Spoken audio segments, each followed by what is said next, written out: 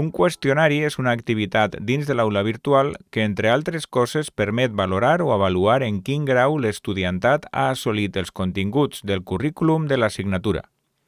En aquest videotutorial veurem com configurar un qüestionari pas a pas. Per tal d'afegir un qüestionari, activeu l'edició del curs. Busqueu en quina secció voleu afegir el qüestionari, premeu en Afegeix una activitat o un recurs i seleccioneu Qüestionari. Doneu-li un nom descriptiu i una descripció on especifiqueu les característiques que tindrà l'examen. Aquesta descripció vos servirà per a donar les instruccions de la prova al vostre estudiantat. Podeu posar, per exemple, si es tracta d'un examen teòric o quantes preguntes hi ha, si els errors resten punts, el temps de què disposa el vostre alumnat per a fer l'examen, etc. Des de la temporització podeu habilitar quan s'obre i quan es tanca un qüestionari a l'estudiantat, el límit de temps i què passa quan un qüestionari es tanca. Obre el qüestionari. És la data en què els estudiants poden iniciar els seus intents.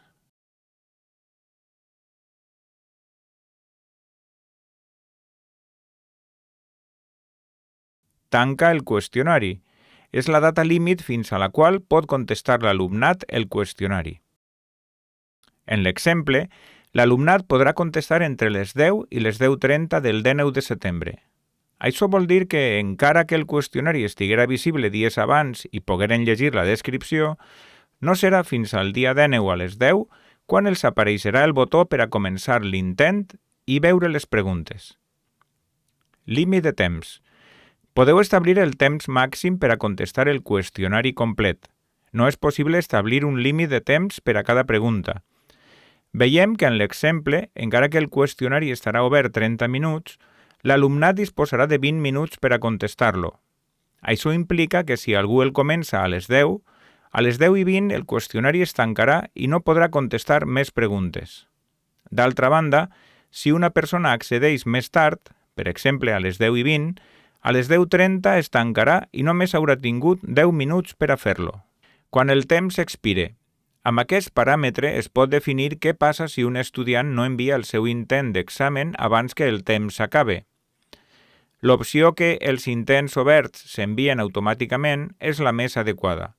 Fa que es guarden totes les respostes i s'envien a l'aula virtual sense que l'estudiantat prema el botó per a enviar-les. En l'apartat de qualificació es defineix la qualificació per a aprovar, que és la nota mínima que cal per a superar l'examen.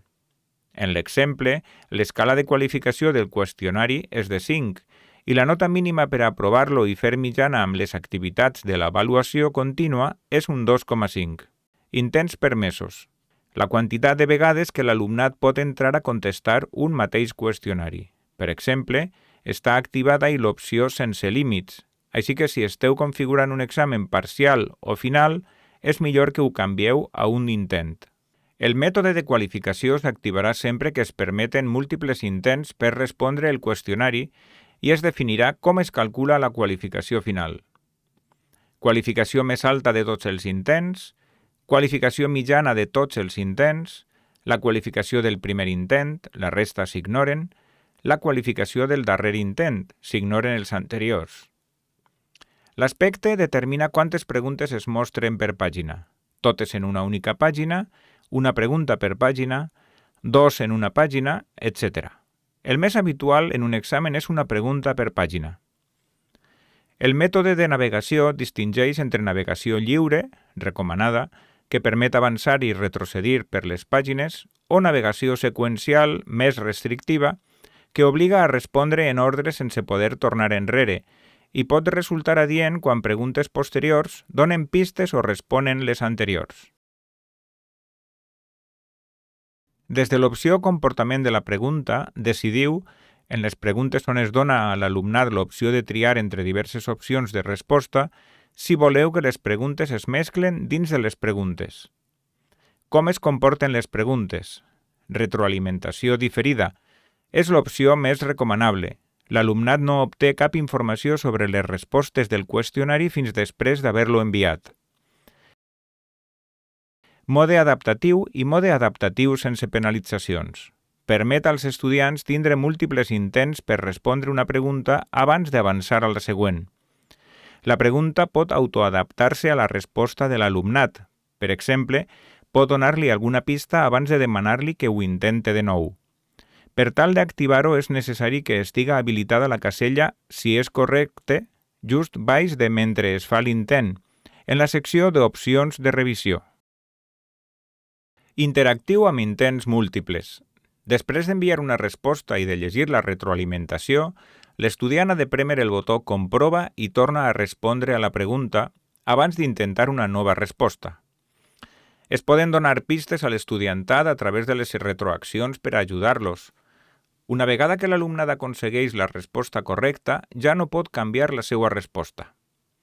Si l'estudiant ha contestat malament massa vegades una pregunta, aquesta pregunta es qualifica d'equivocada o parcialment correcta i es mostra la retroalimentació i ja no poden canviar la seva resposta. Pot haver-hi retroalimentacions diferents després de cada intent realitzat per part de l'estudiant. El nombre d'intents permesos és el nombre de pistes de la definició de la pregunta més un. Retroalimentació immediata. Aquesta opció és semblant a la interactiva, en tant que l'estudiant pot enviar la seva resposta immediatament durant l'intent de l'examen i obtindre la seva qualificació. No obstant això, l'alumnat només pot enviar una resposta i no pot canviar-la després. Retroalimentació diferida o retroalimentació immediata amb QBC, CBM Certainty Based Marking.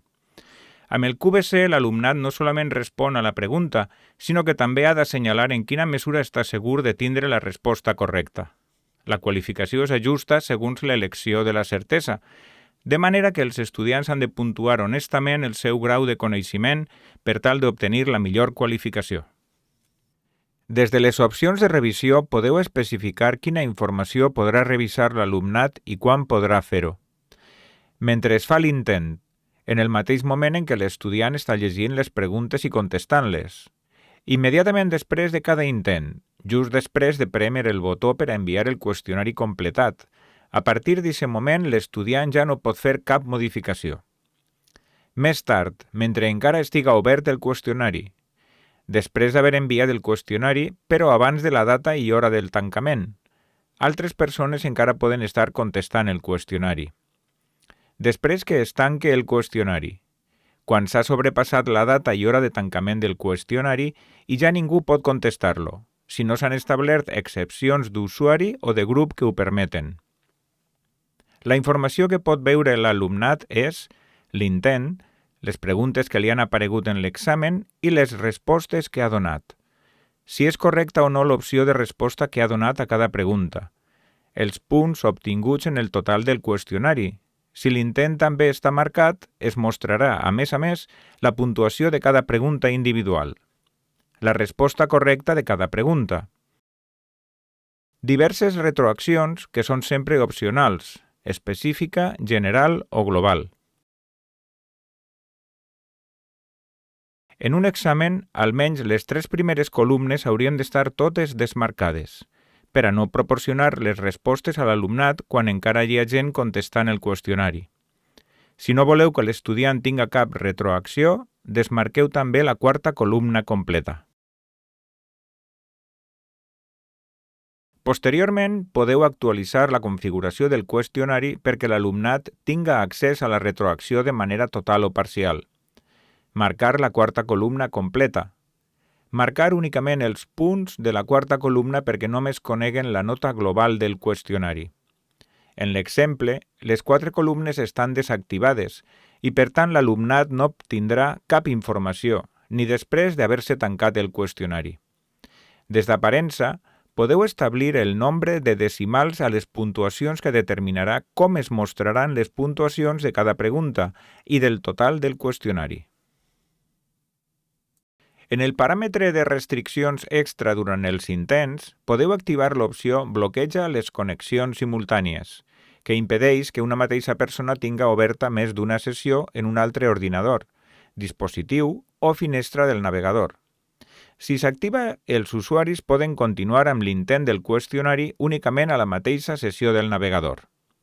Això pot ser útil per assegurar-se que ningú ajuda l'estudiant obrint el mateix intent del qüestionari en un altre ordinador. Tanmateix, no està exempt de controvèrsia. Per exemple, si s'està connectat a una xarxa Wi-Fi i es perd la connexió, no permetria que l'estudiant reprenguera l'intent.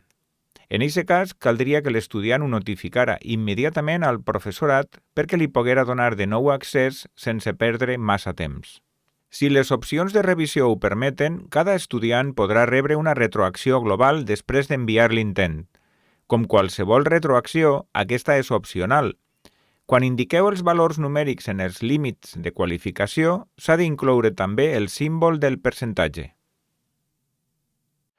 En els paràmetres comuns de mòduls podeu configurar la disponibilitat, des d'on podeu indicar si l'enllaç del qüestionari apareixerà en la pàgina principal del curs accessible a l'alumnat. En l'exemple, es mostra a la pàgina principal del curs.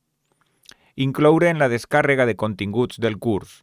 Si prèviament, des dels paràmetres del curs, heu habilitat la baixada de contingut del curs, així podeu decidir si voleu incloure aquesta activitat en l'arxiu zip del contingut del curs disponible per a la seva descàrrega. Es baixarà la descripció i el nom de l'activitat, però no les preguntes que formen el qüestionari. Mode de grups. En cas de tindre diversos grups en el curs de l'assignatura i que cada docent tinga assignat algun d'ells, podeu establir l'opció com a grups separats o grups visibles, indistintament, únicament a fi que a l'hora de revisar o corregir els resultats, cada docent puga mostrar en una llista l'estudiantat del seu grup. Amb les restriccions d'accés, es pot limitar l'accés al qüestionari basant-se en criteris diversos. Si prèviament s'ha completat una activitat, una data determinada, si prèviament s'ha tret una nota mínima o màxima en certa activitat, si es pertany a un grup o a un agrupament concret, pel perfil de l'usuari, que sols es puga accedir des de certa aula o aules, o bé afegir un conjunt de restriccions. En l'exemple, s'ha afegit una restricció a fi que només puguen accedir a l'examen les persones que estiguen en les aules MD 2309 AI i MD 2310 AI, pel que solament podran fer l'examen les persones que estiguen en eixes aules d'informàtica. Activeu, si voleu, les condicions de compleció i, finalment, deseu els canvis. Ara ja podeu afegir preguntes al vostre qüestionari.